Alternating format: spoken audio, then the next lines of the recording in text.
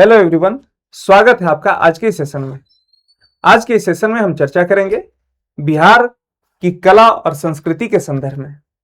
जी हाँ, वही बिहार जहां पर धर्म और आध्यात्म की जड़ें काफी गहरी हैं, जिसने पूरे विश्व को लोकतंत्र का एक उपहार दिया।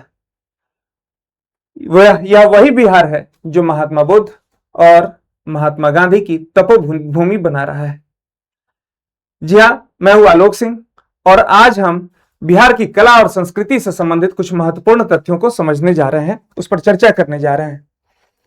आज हम यह जानने की कोशिश करेंगे कि विजुअलाइज करने की कोशिश करेंगे कि ऐसी क्या बात थी कि मौर्य काल में जिस स्तंभ का निर्माण हुआ उसकी चमक आज भी फीकी नहीं पड़ी है। इसके साथ साथ हम इसके कारणों को समझने की कोशिश करेंगे। मुख्य विषय पर हम जो की ओर अग्रसर हों उससे पहले हम कला और संस्कृति के विकास के लिए जो महत्वपूर्ण कारक थे उन्हीं को समझने की पहले कोशिश करते हैं। सबसे पहली बात यह है कि बिहार में लंबे समय तक राजनीतिक स्थिरता का वातावरण था। जहां पर युद्ध का माहौल हो, राजनीतिक अस्थिरता हो, वहां पर जाहिर सी बात है कि कला और संस्कृति के विकास के लिए उपयुक्त माहौल नहीं होगा। और बिहार का यह सौभाग्य रहा कि यहां पर मौर्य राजवंश, गुप्त राजवंश, पाल राजवंश वगैरह ने लंबे समय तक राजनीतिक स्थिरता प्रदान की बिहार को। साथ ही यहां पर जो शासक हुए वह कला के अनुरागी थे, चाहे वह चंद्रगुप्त मौर्य हो, चाहे वह अशोक हो, चाहे पालकालीन शासक हो, या फिर कालांतर में शेरशाह सूरी ही हो। इसके साथ साथ यहां पर एक और स्थिति थी। सबसे पहली बात यह कि इसकी भौगोलिक अवस्थिति बहुत ही बेहतरीन है। बिहार का जो मैदान है, ग्रेट गंगेटिक प्लेन, बहुत ही उपजाऊ मैदान है। उपजाऊ होने के कारण लोगों का जीवन आसान था और उत्पादन का अधिशेष हो रहा था। फलतः लोग कला के तरफ उन्मुख होने के लिए लोगों के पास पर्याप्त समय मिला, सृजनात्मकता के लिए पर्याप्त समय मिला। दूसरी बात यह कि यहां पर जो बलुआ पत्थर थे उनकी उपलब्धता थी विंध्यन रेंज से नजदीकी होने के कारण, यह भी एक महत्वपूर्ण कारक बना। इसके साथ साथ यहां पर कई कालों में धार्मिक पुनर्जागरण भी हुआ। मसलन बौद्ध धर्म और जैन धर्म, जो एक धर्म सुधार आंदोलन था, इसने भी बिहार की कला और संस्कृति के विकास में अपनी महती भूमिका निभाई। और जो एक अंतिम कारण, जो बहुत महत्वपूर्ण कारक है, ये सारी चीजें मौजूद होती और जनमानस की भागीदारी नहीं होती तो फिर बिहार की कला इस स्तर पर नहीं पहुंच पाती। यहां पर जनमानस ने भी अपनी बहुत महत्वपूर्ण भूमिका निभाई। मधुबनी पेंटिंग देख लीजिए, या फिर तसर पर किए गए काम को देख लीजिए, है ना। इस सब में जनमानस ने अपनी बहुत महत्वपूर्ण भूमिका निभाई। अब आइए हम आते हैं अपने मूल विषय की तरफ और हम जानते हैं कि हम बिहार की कला और संस्कृति के अंतर्गत किन किन आयामों पर चर्चा करेंगे, अध्ययन करेंगे। तो सबसे पहले हम इसकी जो कला और संस्कृति है,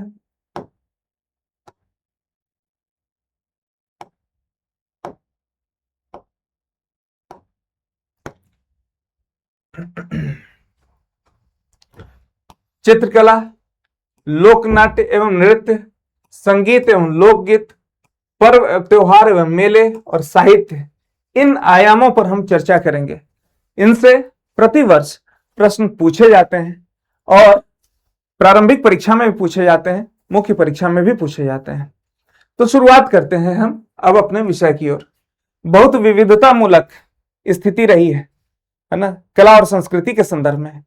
क्योंकि विभिन्न राजवंशों को इसने देखा, विभिन्न धर्म सुधार आंदोलनों को देखा, यहाँ की सांस्कृतिक विविधता रही और कई संस्कृतियों के पारस्परिक संघात के फलस्वरूप यहाँ की कला और संस्कृति में पर्याप्त विविधता के तत्व भी पाए जाते हैं। अब हम आते हैं, शुरुआत करते हैं मौर्य काल की जो कला और संस्कृति थी उससे। विभिन्न कालखंडों के संदर्भ में देखेंगे। देखिए, मौर्य काल में वास्तुकला और मूर्ति कला का विकास विशेष रूप से हुआ। बिहार के कुछ क्षेत्र हैं जैसे गया, राजगीर, पटना, पश्चिमी और पूर्वी चंपारण में इसके प्रमाण प्राप्त होते हैं। पटना के दक्षिण में कुम्हरार जगह है। कुम्हरार में 80 स्तंभों वाले एक विशाल कक्ष का अवशेष मिला है और ये एक सभागार था किसी राजमहल का, ऐसा पुरातत्वविदों का मानना है। इसमें किसी प्रकार का जोड़ नहीं मिलता है, एक ही पत्थर से बना हुआ है ना, ये बहुत बड़ी बात है। इस पर चमकीली पॉलिश की गई है और अभी तक इस पर चमक बरकरार है।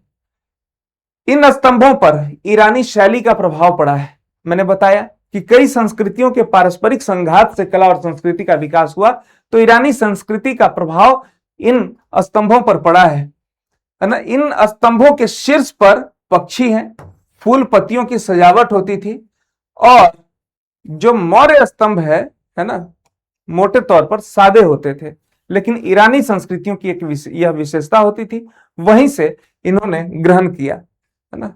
वर्तमान में यह स्तंभ टूट गए हैं। सम्राट अशोक ने अपनी धम्म नीति के प्रचार के लिए ऊंचे स्तंभ बनवाए है ना। इनके शीर्ष पर सिंह है, बैल है, इस सब तरह के जो पशु हैं वह पाए जाते हैं, उनकी आकृति बनाई गई है। इन आकृतियों के नीचे उल्टा कमल है ना। बिहार में अशोक के 4 स्तंभ मिले हैं। कहां कहां? एक तो है बसाढ़, पूछा जा सकता है ना प्रारंभिक परीक्षा में। लौरिया नंदनगढ़, बसाढ़ है वैशाली में, लौरिया नंदनगढ़ है यह पश्चिमी चंपारण में। लौरिया अरेराज है पूर्वी चंपारण में और रामपुरवा है पश्चिमी चंपारण में, है ना। तो हमने इन तथ्यों को, महत्वपूर्ण तथ्यों को जाना। आगे बढ़ते हैं।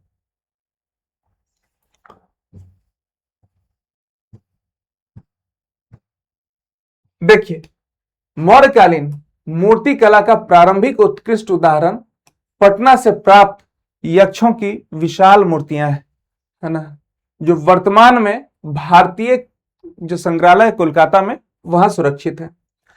चुनार का जो हल्का भूरा बालू का पत्थर है उससे यह निर्मित है ना। फिर आगे हम चलते हैं। एक इतिहासकार हैं काशी प्रसाद जायसवाल। काशी प्रसाद जायसवाल बताते हैं कि यह अजातशत्रु और उदयन की कृति है ना। लेकिन अधिकांश विद्वान इसके स्रोत के बारे में स्पष्ट नहीं है कि यक्ष की मूर्ति किसने बनवाई है ना। आगे बढ़ते हैं। लोहानीपुर पटना में ही अवस्थित है। यहां से 2 नग्न पुरुषों की मूर्तियां प्राप्त हुई है ना। यह संभवतः जैन तीर्थंकरों की है ना, जो दिगंबर परंपरा रही है उससे संबंधित तीर्थंकरों की है। यह जैन शैली की कायोत्सर्ग मुद्रा में है, याद रखिएगा कायोत्सर्ग मुद्रा में है, ये पूछा जा सकता है ना। 1917 में दीदारगंज पटना सिटी में अवस्थित है। यहां पर गंगा तट पर एक स्त्री की प्रतिमा प्राप्त हुई है जिसे दीदारगंज यक्षिणी या स्त्री रत्न कहा जाता है ना। दीदारगंज यक्षिणी या स्त्री रत्न कहा जाता है। चुनार के भूरे बाल का पत्थर से बनी है और सीधी खड़ी मुद्रा में है। इसमें स्त्री का सौंदर्य है, आभूषण का प्रयोग किया गया है, वस्त्र, केश, सज्जा वगैरह पर बहुत ही उसका सुंदर चित्रण किया गया है ना। वर्ष 1917 में ही कुछ और चीजें हुई जिसके अंतर्गत पटना संग्रहालय की स्थापना हुई थी। जहानाबाद में एक जगह है मखदूमपुर और यहीं पर बराबर की पहाड़ियां अवस्थित हैं, है ना। यह मौर्यकालीन गुफाएं हैं जो आजीवक संप्रदाय के लिए बनाई गई थी। यह अशोक और उसके पौत्र दशरथ के अभिलेख इनमें पाए जाते हैं, है ना। ठीक है। अशोक ने अपने राज्याभिषेक के 12वें वर्ष में सुदामा गुफा आजीवकों को दान दी थी। यह जो मतलब राजगीर की सोन भंडार गुफा भी इसी काल की मानी जाती है, मौर्य काल की ही मानी जाती है।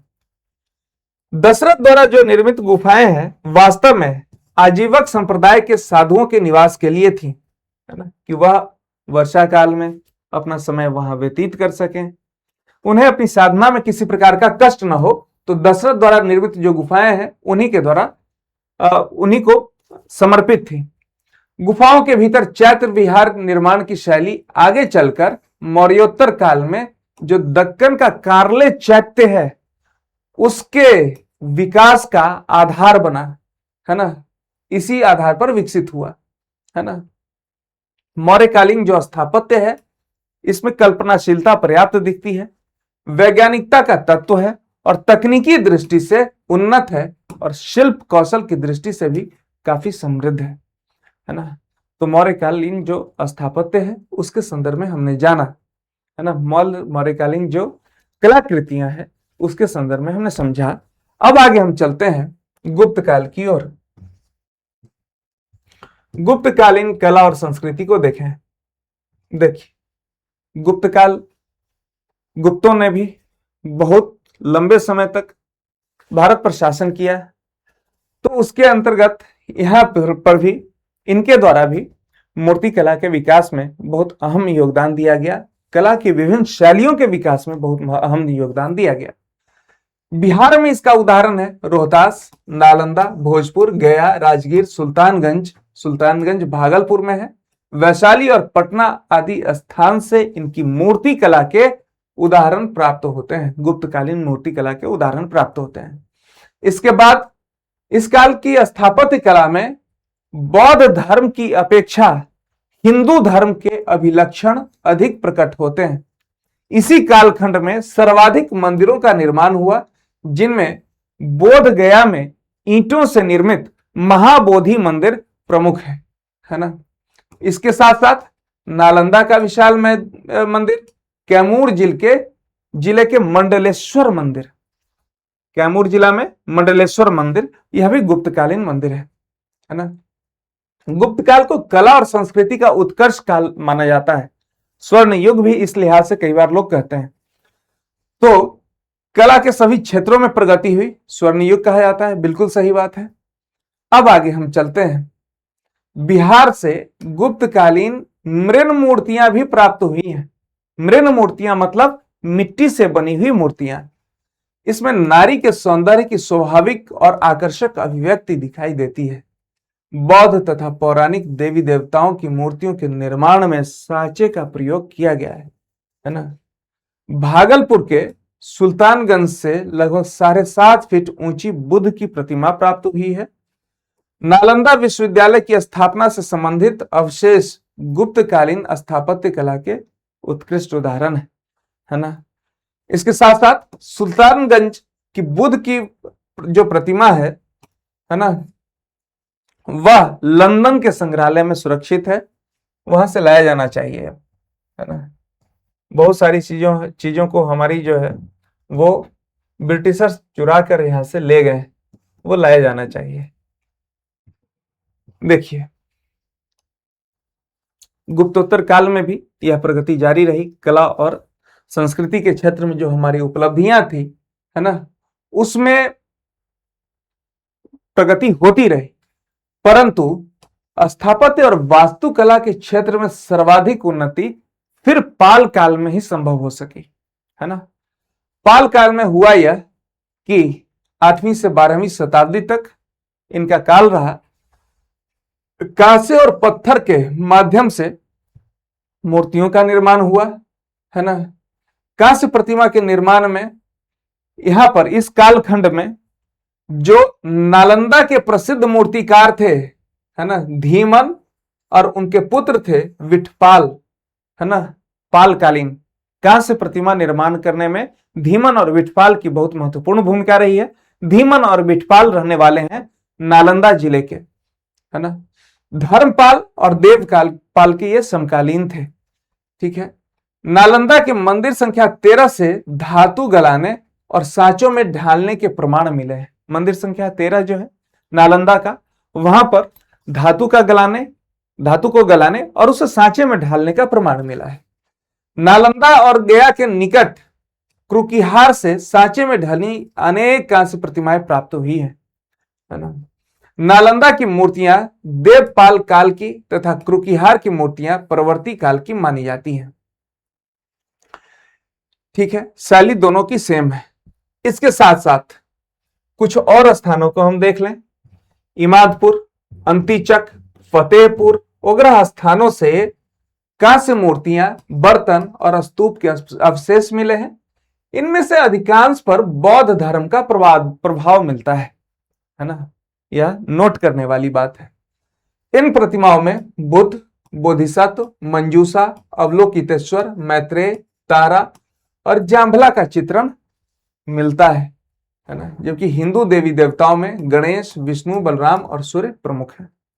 ठीक है। पालकालीन पत्थर की मूर्तियां काले बेसाल्ट पत्थर से बनाई गई हैं, है ना। पालकालीन जो मूर्तियां हैं पत्थर की, वह काले बेसाल्ट पत्थर से बनाई गई हैं। यह मुंगेर और संथाल परगना जो झारखंड में है वहां से प्राप्त हुई है ना। इसके लिए जो काला बेसाल्ट पत्थर है वो इन्हीं दो स्थानों से प्राप्त होता है। ये मूर्तियां काफी अलंकृत हैं, आकर्षक हैं और अधिकतर में बुद्ध के जीवन की घटनाएं जैसे जन्म, ज्ञान प्राप्ति, प्रथम धर्मोपदेश और निर्वाण दर्शाई गई है। स्वाभाविक है, पालकालीन जो शासक थे उनका रुझान बौद्ध धर्म के प्रति था, तो जाहिर सी बात है उस समय की जो कलाकृतियां होंगी उस पर बौद्ध धर्म का प्रभाव अधिक परिलक्षित होगा। अब आगे हम देखते हैं अंतीचक। यह भागलपुर में स्थित विक्रम शिला महाविहार के अवशेषों में पालकालीन मृदभांड मतलब मिट्टी के बने हुए बर्तन मिले हैं जो दीवारों की सजावट के लिए बनाए जाते थे। बौद्ध धर्म में बुद्ध, बोधिसत्व, तारा तथा हिंदू धर्म में विष्णु, आदिवराह, अर्धनारीश्वर, सूर्य और हनुमान की छवियां प्रमुख हैं। एक तख्ती पर, यह बहुत प्रसिद्ध है, एक तख्ती पर आभूषणों से सुसज्जित स्त्री झुकी हुई मुद्रा में जिसमें दायां पैर बाएं पैर पर रखा है, सौंदर्य और सरलता का जीवंत उदाहरण है ना। जान लीजिए, इस तथ्य को जानना चाहिए, है ना। इसके साथ साथ पाल काल में चित्रकला के क्षेत्र में भी उल्लेखनीय विकास हुआ। दीवारों और तारपत्र की पांडुलिपियों पर चित्रांकन के प्रमाण मिले। अष्टसहस्रिक, प्रज्ञापरमिता और पंचरक्षा नामक चित्रित पांडुलिपियां इसके उत्कृष्ट उदाहरण हैं। वर्तमान में कैम्ब्रिज विश्वविद्यालय के पुस्तकालय में ये सुरक्षित है, जिनमें लगभग 100 लघु चित्र हैं। इसमें बुद्ध के जीवन प्रसंगों के साथ महायान परंपरा के देवी देवताओं का चित्रण है ना। लाल, काला, नीला, सफेद जैसे मूल रंगों तथा हरा, बैगनी, धूसर और हल्का गुलाबी जैसे सहायक रंगों का इसमें प्रयोग किया गया है ना। इन चित्रों पर तांत्रिक कला का प्रभाव है और इन्हें विश्व की उत्कृष्ट पांडुलिपियों में गिना जाता है ना। नालंदा जिले के सराय स्थल से एक भित्ति चित्र प्राप्त हुआ है जिसमें ग्रेनाइट के चबूतरे के निचले भाग पर ज्यामितीय आकृतियों में मनुष्य, पशु और पुष्प अंकित है ना। इसमें घोड़ा, हाथी, नर्तकी, जांभला और बोधिसत्व प्रमुख है। इन चित्रों की शैली मध्य प्रदेश की बाघ गुफाओं और महाराष्ट्र की अजंता गुफाओं से मिलती जुलती है। रंग व रेखांकन पद्धति लगभग समान है।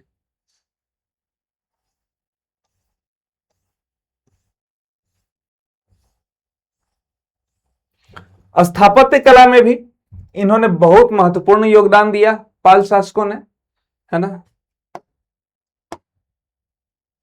इन्होंने विहार, स्तूप, चैत्य, मंदिर और दुर्गों का व्यापक निर्माण करवाया।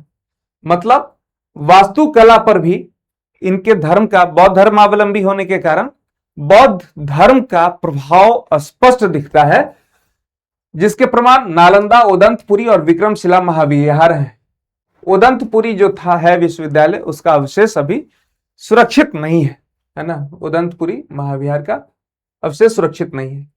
इन निर्माणों का श्रेय जाता है धर्मपाल और देवपाल को, है ना। नालंदा में विभिन्न कालों में बने स्तूप, मंदिर और विहारों के निर्माण में भी पाल शासकों का योगदान अप्रतिम रहा है। विहार भिक्षुओं के निवास और चैत्य पूजा के लिए बनाए जाते थे। सूक्ष्म तथ्य है, किसी को भी जानना चाहिए। विहार और प्रश्न पूछे जाते हैं। विहार बौद्ध भिक्षुओं के निवास के लिए, जबकि चैत्य जो थे वह पूजा करने के लिए, साधना करने के लिए बनाए जाते थे। पालकालीन स्थापत्य का सर्वोत्तम उदाहरण विक्रमशिला महाविहार है। यहाँ पर ईंटों से निर्मित स्तूप और मंदिरों के अवशेष उत्खनन में प्राप्त हुए हैं। यहाँ मिट्टी और पत्थर से निर्मित बुद्ध की विशाल प्रतिमा प्राप्त हुई है। दीवारों के बाहरी भाग को मिट्टी की तख्तियों से सजाया गया है, जिन पर बौद्ध और वैष्णव धर्म का प्रभाव तथा सामान्य जनजीवन के दृश्य अंकित है। ठीक है, अब यहां तक हमने देख लिया प्राचीन काल से संबंधित जो सांस्कृतिक उपलब्धियां हैं उनको जाना समझा। मध्यकाल में जो बिहार में सांस्कृतिक उपलब्धियां रही, अब उनको भी देखते हैं। ठीक है, 12वीं शताब्दी के अंत में तुर्क आए बिहार। तुर्कों के आधिपत्य के साथ एक नई संस्कृति आई, उनकी सांस्कृतिक विशिष्टताएं आई। जाहिर सी बात है उसका भी प्रभाव बिहार की कला और संस्कृति पर पड़ा होगा, है ना। यहां पर अफगान और मुगलों का संस्थापन स्थापित हो चुका था, है ना। तुर्कों के आक्रमण से पूर्व ही यहां पर विभिन्न सूफी मतों के संत भी आ चुके थे, है ना। तो इस्लामिक जो ये साधना है, सूफी साधना, रहस्यवादी साधना, बिहार के लोग इससे क्रमशः परिचित हो चुके थे, है ना। फिरदौसिया और सुहरावर्दी सिलसिले ने सूफी मत के प्रसार में बिहार में बहुत महत्वपूर्ण भूमिका निभाई, है ना। बिहार में जो सिलसिला, कई सिलसिले होते हैं सूफी मत के, चिश्ती, फिरदौसी, सुहरावर्दी, है ना।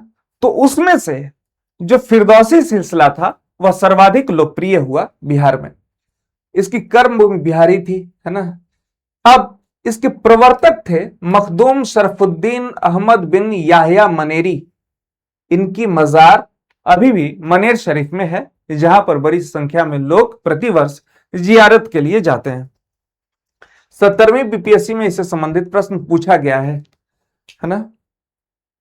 इस संप्रदाय के संतों द्वारा मलफुजात और अख्तुतात जैसे साहित्यिक ग्रंथों के माध्यम से मध्यकालीन भारत और बिहार की जो सामाजिक सांस्कृतिक स्थिति थी उसको लोगों के समक्ष प्रस्तुत किया गया है।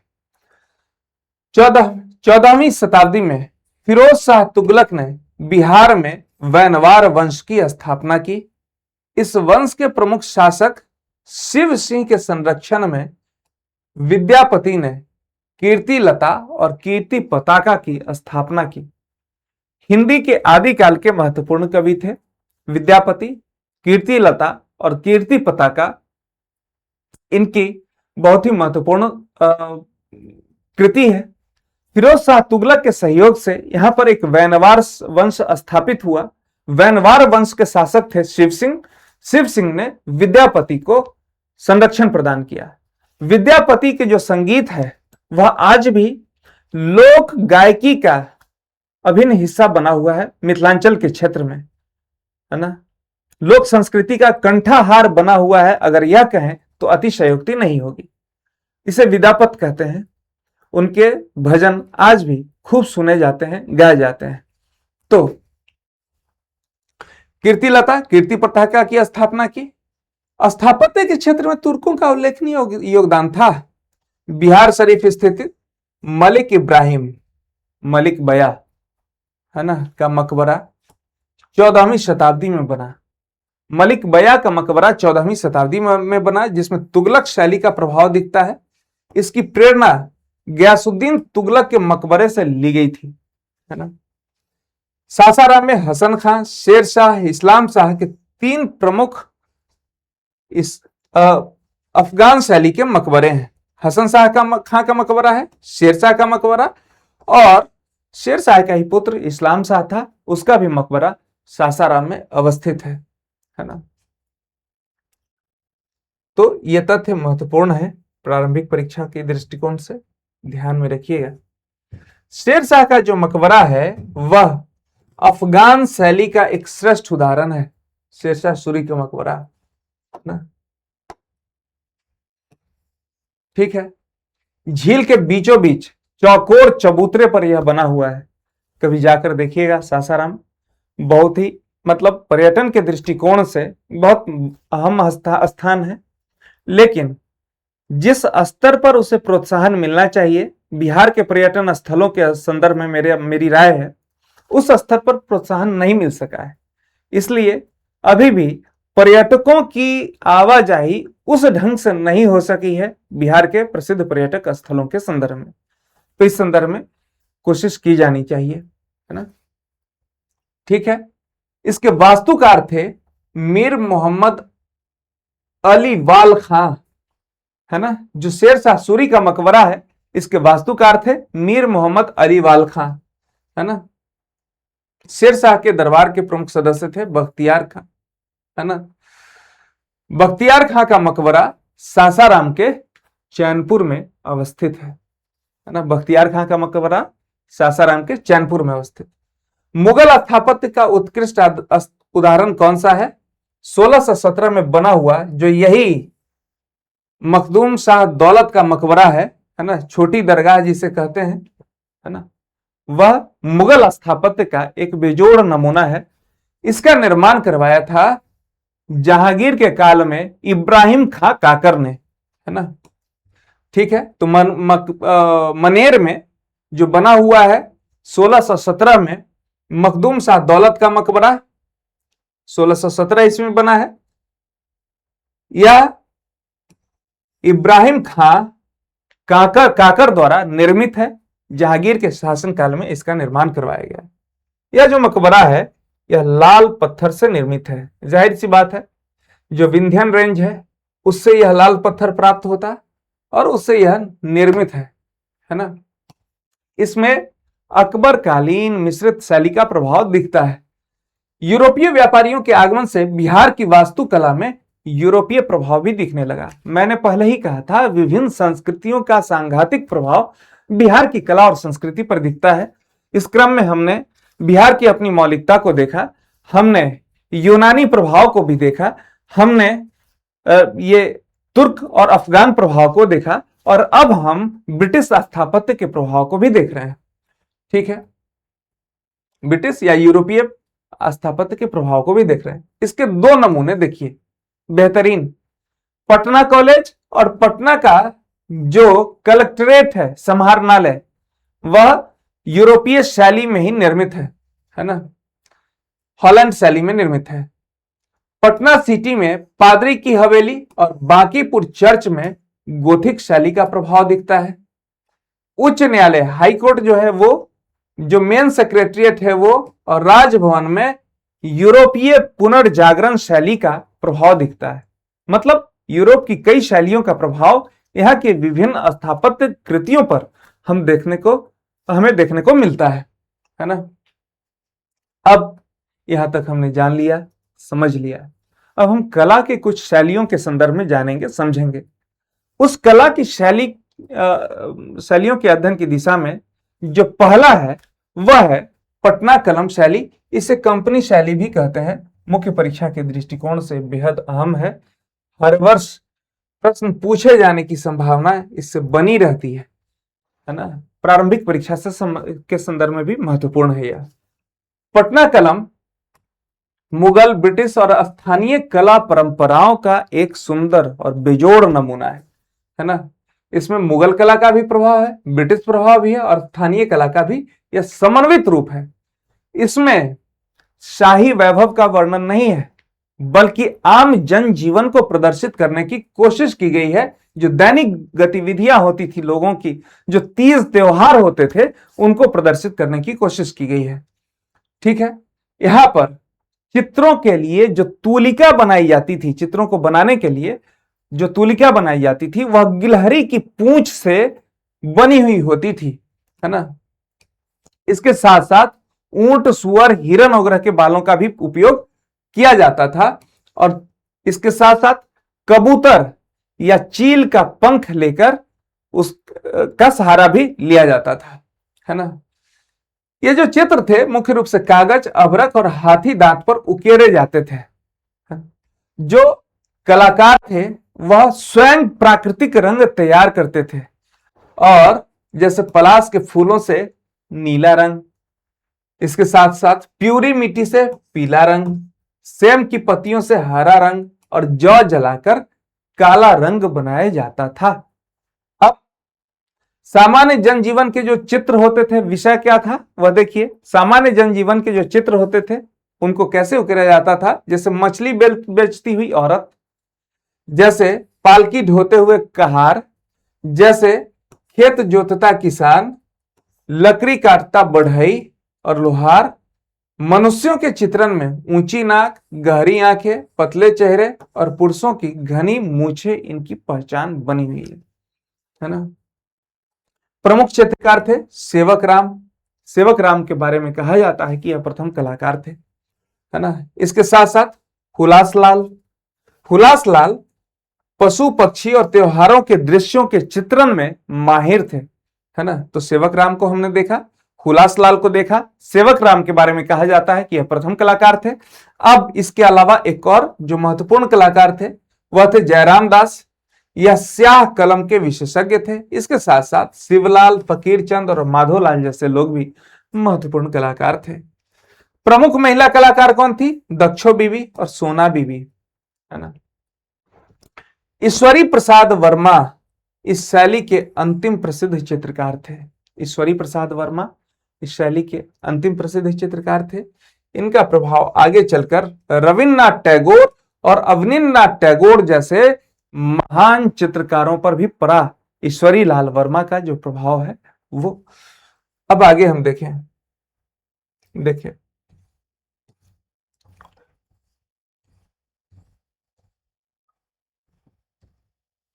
जो कुछ चित्र हैं, आज भी आप जब पटना संग्रहालय में जाएं तो वहां पर आपको देखने को मिलेंगे।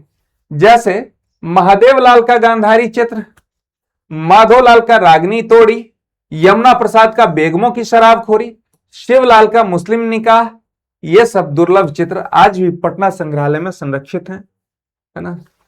अब हम आगे बढ़ते हैं मधुबनी चित्रकला की तरफ, है ना। मधुबनी चित्रकला मिथिलांचल की एक सुप्रसिद्ध लोक कला है ना। 1934 के भूकंप के बाद विलियम जी आर्चर ने इसे वैश्विक पहचान दिलाई थी, है ना। यह दो श्रेणियों में विभाजित है, भित्ति चित्र और अरिपन। भित्ति चित्र मतलब दीवार पर बनाई जाने वाली चित्र, और अरिपन जगदम्बा देवी, सीता देवी, गंगा देवी, महासुंदरी देवी जैसे कलाकारों का इस संदर्भ में बहुत बहुत महत्वपूर्ण योगदान है। आज भी आप जब चले जाएं मिथिलांचल के किसी भी गांव में, शादी के दिनों में जो कोहबर का चित्र बनाया जाता है ना, वह देखना हो अगर आपको, तो मिथिला पेंटिंग की वह बहुत बेमिसाल जो सो उदाहरण है ना? और भी जगह इसके उदाहरण देखने को मिलेंगे।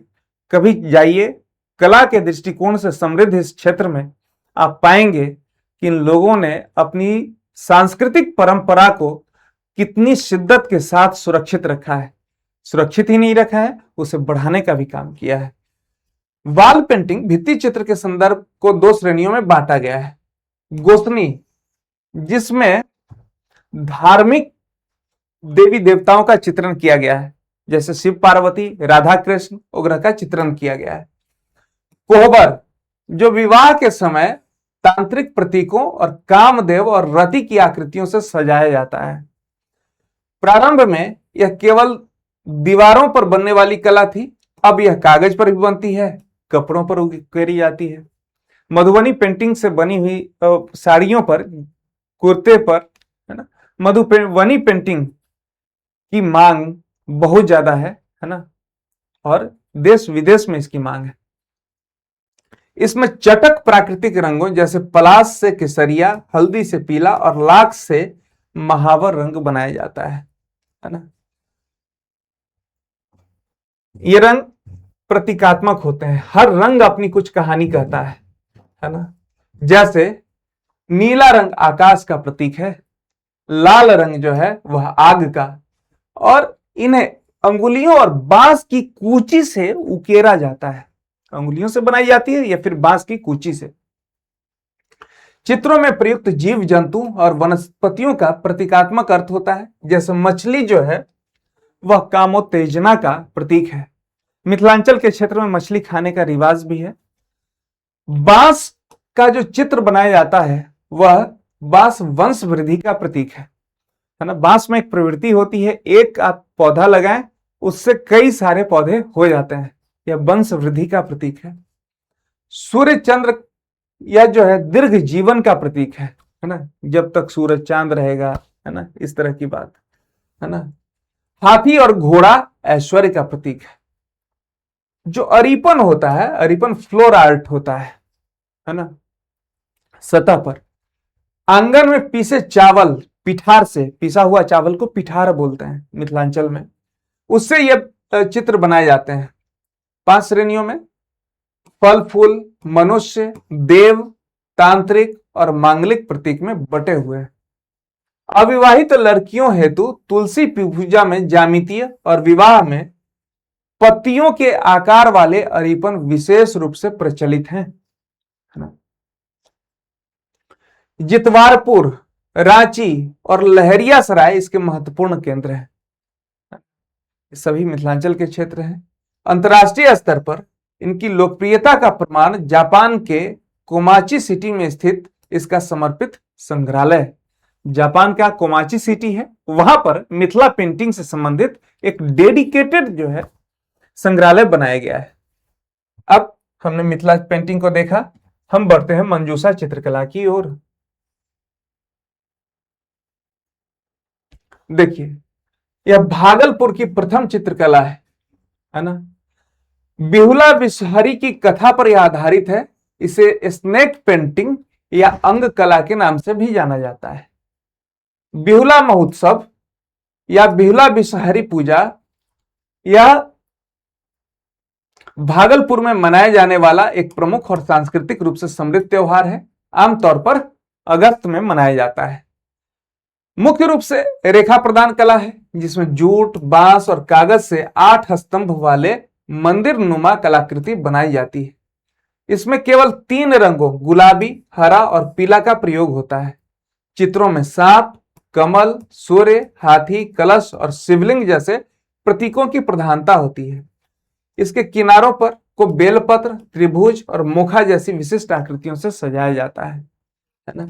इस कला के माध्यम से भगवान शिव, मनसा, बिहुला और सौदागर और हनुमान जैसे पात्रों को धार्मिक प्रसंगों को जीवंत किया जाता है। यह प्राचीन अंग क्षेत्र की भक्ति और लोक विश्वास का प्रतीक है ना। 17वीं बीपीएससी में पूछा गया है।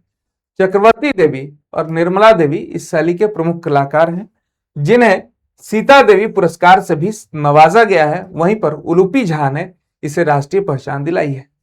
अपनी विशिष्ट शैली के कारण 2021 में मंजूषा शैली को जीआई टैग प्राप्त हुआ। मंजूषा शैली को हमने देखा। अब हम देखते हैं थंका शैली।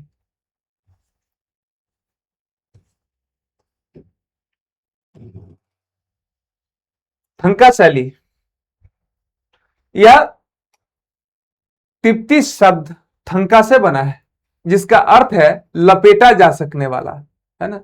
यह सूती या रेशमी कपड़े पर यह चित्रकला बनाई जाती है, इससे संबंधित चित्र बनाए जाते हैं। यह शैली भारतीय, नेपाली और तिब्बती संस्कृतियों का सुंदर समन्वय है इसमें, है ना। थंका शैली में भारतीय, तिब्बती और नेपाली। इसकी विषय वस्तु भगवान बुद्ध के जीवन, उनकी शिक्षाओं और जातक कथाओं पर आधारित है। इसे आध्यात्मिक या बौद्ध चित्रकला भी कहा जाता है। यद्यपि यह तिब्बती शैली है, किंतु बिहार से इसका संबंध पटना संग्रहालय में गहरा संबंध है। पटना संग्रहालय में यह सुरक्षित है। इससे संबंधित कई सारे चित्र वहां सुरक्षित हैं, है ना। 109 चित्र लगभग सुरक्षित हैं। यह चित्र शैली पट एवं मंडल धार्मिक कला से जुड़ी है। पट एवं मंडल धार्मिक कला से जुड़ी है, जिसमें दिव्याला, धर्मोपदेश, धर्मपाल और अंतः प्राकृति जैसे गहन आध्यात्मिक विषयों का चित्रण किया गया है। आगे बढ़े। थंका कला में रंगों के माध्यम से तिब्बती और बौद्ध दर्शन की बहुत सूक्ष्म और गहरी अभिव्यक्ति होती है रंगों के माध्यम से, है ना। यह विश्व की विशिष्ट कला विधाओं में अपना अलग स्थान बनाती है। फिर है जदोपटिया चित्रकला। यह प्राचीन भारत की चित्रकला है। जदोपटिया चित्रकला छोटा नागपुर क्षेत्र, पठार क्षेत्र की संथाल जाति की धार्मिक मान्यताओं और लोक गाथाओं को अभिव्यक्त करती है। यहां पर इसके चित्रकार को जादू कहा जाता है ना। यह कपड़े या कागज की पट्टियों को जोड़कर बनाई जाती है, इसलिए कागज और कपड़े की पट्टियों को चूंकि जोड़कर बनाई जाती है, इसलिए इसे जदोपटिया, है ना, मतलब पट्टियों पर की जाने वाली चित्रकारी के नाम से जाना जाता है। यह लगभग 15 से 20 फीट लंबा पट्टा सुई धागे से तैयार किया जाता है। उस पर बेल के गोंद से कागज को चिपकाया जाता है। एक पट्टी में 10 से 15 चित्र होते हैं। अब इसमें विषय क्या होता है? विषय होता है बिरसा मुंडा, तिलका मांझी, सिद्धू कान्हो की वीर गाथाएं इस पर प्रदर्शित की जाती हैं। इसके साथ साथ महाभारत और रामायण के प्रसंग भी चित्रित होते हैं, है ना। प्राकृतिक रंगों और पारंपरिक कूची और पंखों से चित्र इसमें बनाए जाते हैं। अब हमने चित्रकला की प्रमुख शैलियों को जाना समझा। अब बिहार के कुछ प्रमुख लोक नाट्य को हम जान समझ लेते हैं। देखिए, विदेशिया पहले ही चर्चा की जा चुकी है। यह भोजपुर क्षेत्र में प्रचलित है। भिखारी ठाकुर, जिन्हें भोजपुरी का शेक्सपियर कहा जाता है, इसके प्रणेता है ना। लयबद्ध भाषा और संगीत के माध्यम से विषय क्या है यह जानिए। बाल विवाह, दहेज और विभिन्न सामाजिक बुराइयों पर व्यंग किया जाता है। इसमें विशेषता समझिए, पुरुषों द्वारा ही महिलाओं का रोल निभाया जाता है, अभिनय किया जाता है। इसके साथ साथ जट जटिन, यह मिथिला और कोसी क्षेत्र में प्रचलित है ना। प्रेमी जट जटिन के वियोग और वैवाहिक जीवन की तकरार और प्राकृतिक आपदाओं का प्रदर्शन इसमें किया जाता है ना। इसके अलावा है डोमकच, मिथिला और पूर्णिया क्षेत्र में प्रचलित है ना। विवाह के अवसर पर देर रात महिलाओं द्वारा आंगन में प्रस्तुत एक घरेलू नाट्य है यह डोमकच। होता यह है कि जब पुरुष सदस्य बारात में चले जाते हैं, महिलाओं के जाने की, उस वक्त महिलाओं को बारात में जाने का कोई रिवाज था नहीं, तब महिलाएं इंटरटेनमेंट के लिए चूंकि बड़ी संख्या में इकट्ठा होती हैं, क्या करें, इसी क्रम में वह डोमकच जो है सो खेलती हैं, है ना। यह मिथिलांचल क्षेत्र में प्रचलित है, पूर्णिया में प्रचलित है। मिथिलांचल से सटे कुछ और इलाके हैं, है ना, वहां भी यह प्रचलित है।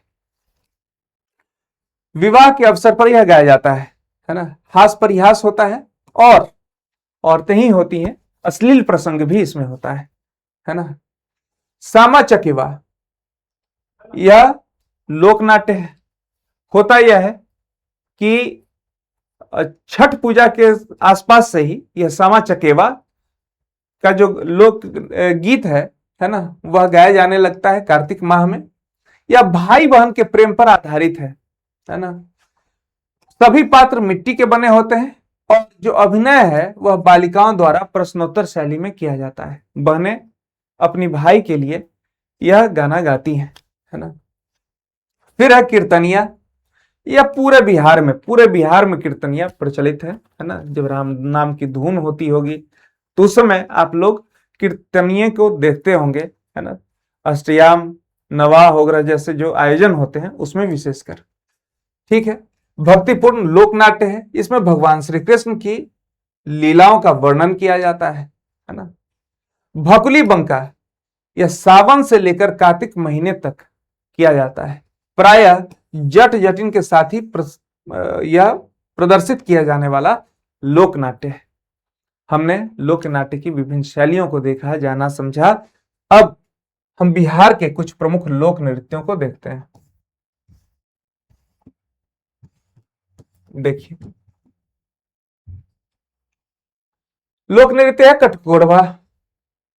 वैवाहिक समारोह में यह मतलब किया जाता है। बांस और लकड़ी के बने घोड़े और ढांचे को कमर में बांधकर नर्तक थाप पर नृत्य करते हैं। सभी देखते होंगे इसको, कटगोरबा को। लौंडा नृत्य, है ना। लौंडा नृत्य जो होता है, लड़के जो है लड़की का पोशाक पहनकर इस नृत्य को करते हैं। बबुआ नृत्य भी इसे कहते हैं, है ना। अब मैंने यह पूरे बिहार में प्रचलित है, भोजपुर में ही नहीं पूरे बिहार में प्रचलित है। करिया झूमर, यह महिला प्रधान है। महिलाएं सामूहिक रूप से एक दूसरे का हाथ पकड़कर झूमते हुए नृत्य करती हैं। यह मिथिला क्षेत्र में प्रचलित है, करिया झूमर। आगे कुछ और शैलियों को देखें। पमड़िया या पवड़िया बोलते हैं या पमड़िया भी बोलते हैं। देखिए, यह जन्मोत्सव पर गाया जाने वाला संगीत होता है।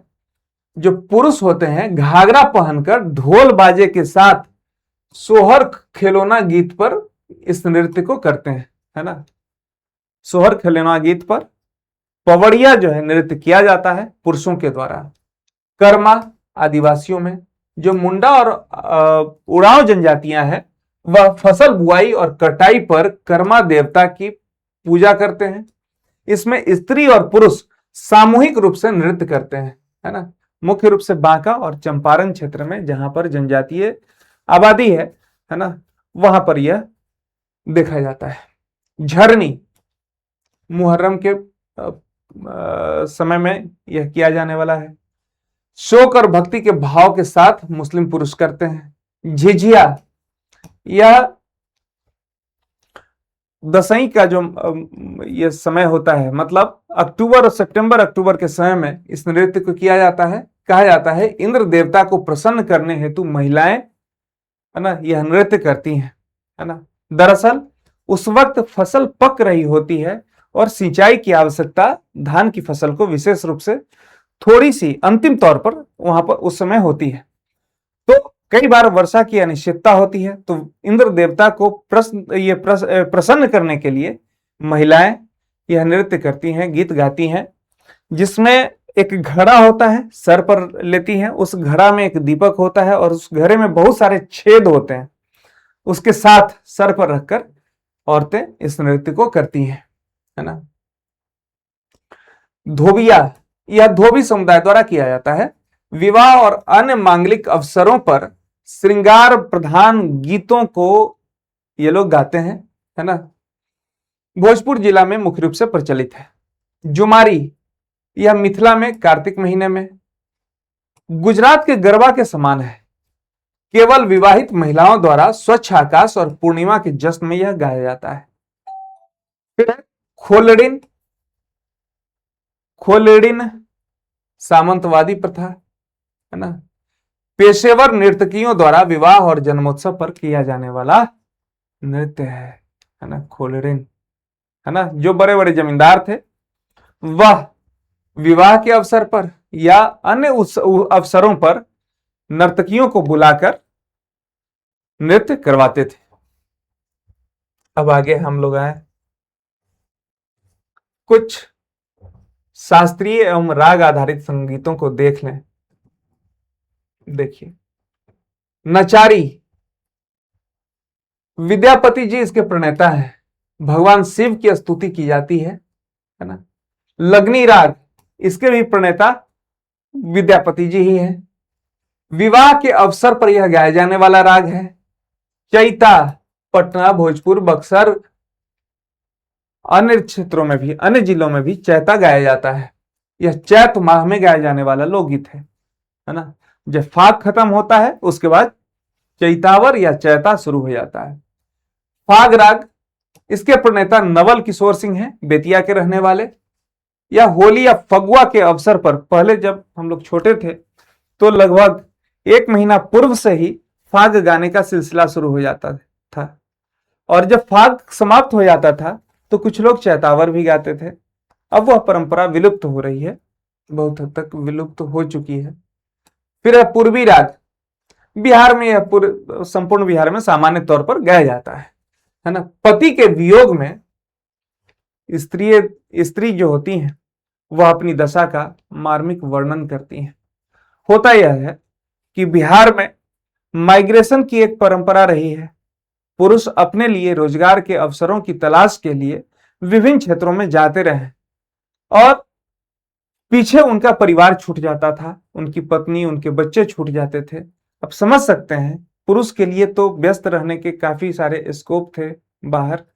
जो घर की चार दीवारी में रहने वाली महिलाएं थी, उनको कई बार कई प्रकार की दुश्वारियों का सामना करना पड़ता रहा होगा। पति का वियोग है वो अलग है, सास ननद के ताने हैं वो अलग है। बहरहाल आगे हम बढ़े। सूफी वैष्णव संगीत मध्यकाल में रहा है। तुर्क शासन और भक्ति आंदोलन का जब विकास हुआ तो इस प्रकार का आध्यात्मिक संगीत प्रचलित हुआ। ठीक है, अब आए बिहार के कुछ प्रमुख पर्व और मेलों को देखें। देखिए, छठ पूजा है ना, कार्तिक महीने में, है ना, बिहार का महापर्व है। सूर्य की उपासना, जल की उपासना, प्रकृति की पूजा की जाती है। और अब तो बिहार ही नहीं, पूरे भारत में जहां जहां बिहार के लोग हैं मनाया जाता है। विश्व के विभिन्न कोनों में जहां जहां बिहार के लोग पहुंचे हैं वहां इस पर्व को मनाया जाता है। दीपावली यह कार्तिक अमावस्या को मनाई जाती है, पूरे देश में मनाई जाती है ना। कहा जाता है कि भगवान राम अयोध्या इसी दिन लौटे थे और इसी खुशी में लोगों ने दीपक जलाना शुरू किया। फिर है होली, यह फागुन की पूर्णिमा को, रंगों और गुलाल का त्योहार है, फगुआ गीतों की प्रधानता है। फिर है वसंत पंचमी, है ना, विद्या की जो देवी हैं, अधिष्ठात्री मां सरस्वती, उनकी पूजा करती है, यह की जाती है और यह माघ शुक्ल पंचमी को की जाती है। रामनवमी चैत्र शुक्ल पंचमी को की जाती है। भगवान राम का जन्मोत्सव, रामायण का पाठ और भव्य झांकियां इसकी प्रमुख विशेषताएं हैं। आगे चलें।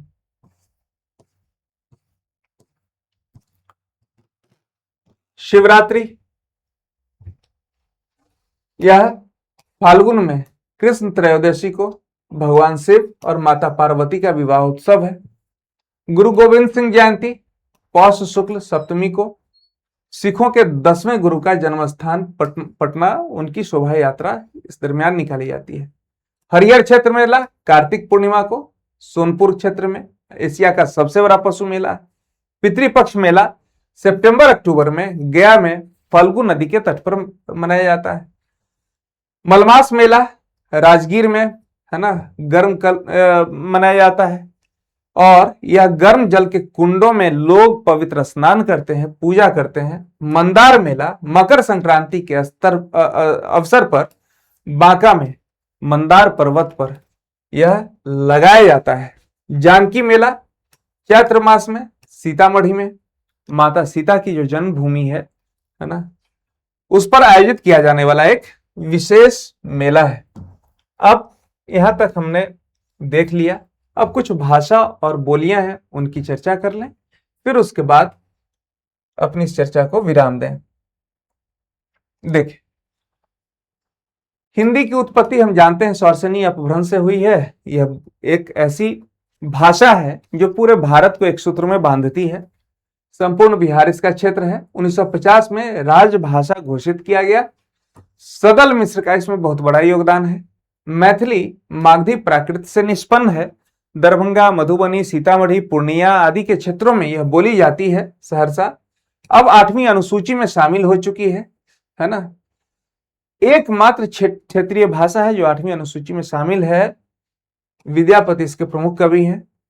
भाषा नहीं, इसको बोली की श्रेणी में रखा जाता है। भोजपुरी भी अर्धमागधी प्राकृत से। भोजपुर, बक्सर, सारण, चंपारण, रोहतास वगैरह में भिखारी ठाकुर इसके प्रमुख रचनाकार थे। इन्हें शेक्सपियर भी कहा जाता है भोजपुरी का। इसके अलावा विदेशों में मॉरिशस, फिजी वगैरह में भी यह बोला जाता है, बोली जाने वाली बोली है। मगही प्राचीन मागधी से निष्पन्न है। पटना, गया, नालंदा, नवादा, जहानाबाद वगैरह में यह बोली जाती है। बुद्ध और महावीर के जो उपदेशों की भाषा थी उनका साम्य इस बोली से ठहरता है। उर्दू यह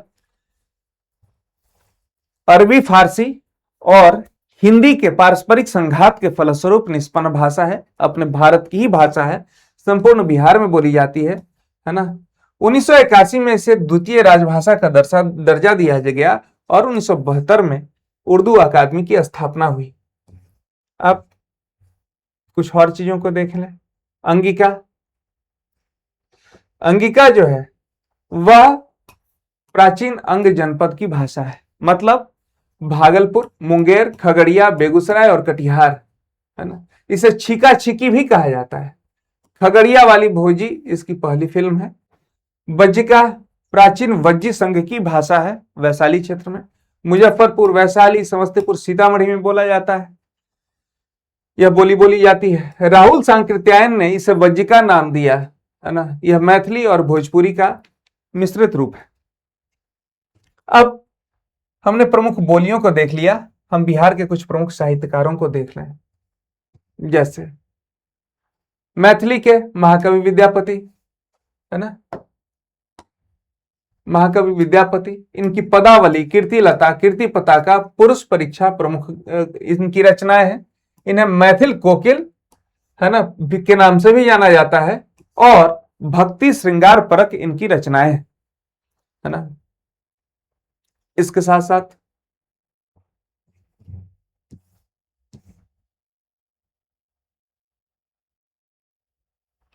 नागार्जुन मैथिली और हिंदी दोनों से संबंधित थे, है ना। वैद्यनाथ मिश्र इनका मूल नाम था, है ना। पत्रहीन, नग्नगाछ, बलचनमा, पारो, बटेसर नाथ, हरिजन गाथा वगैरह जैसी इनकी रचनाएं हैं। यह प्रगतिशील धारा के कवि रहे हैं, घोषित रूप से मार्क्सवादी रहे हैं। भोजपुरी में भिखारी ठाकुर थे।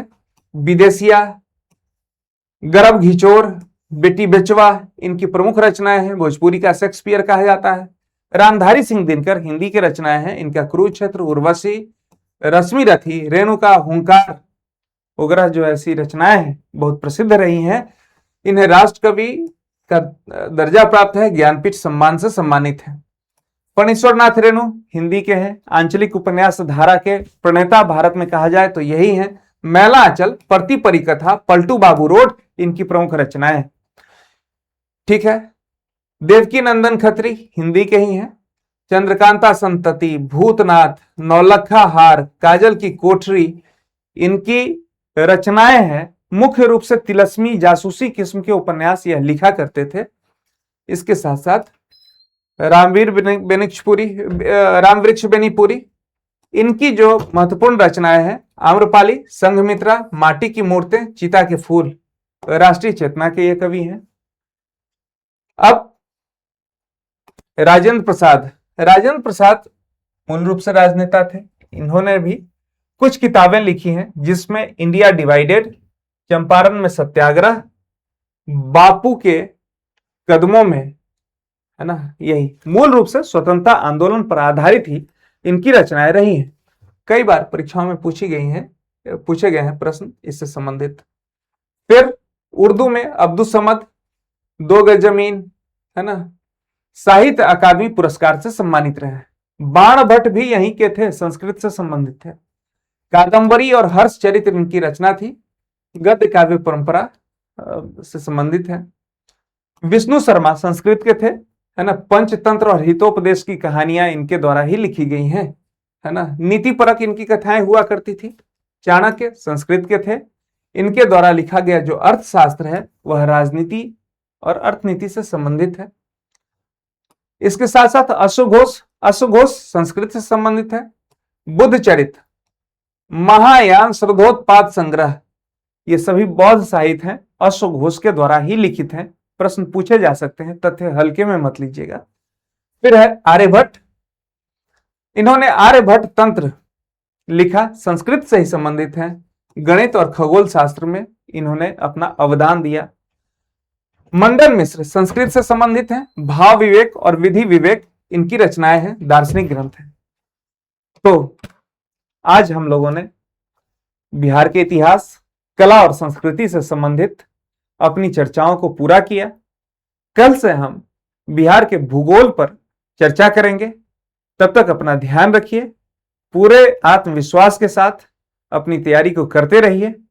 और अधिकाधिक बार रिवीजन कीजिए।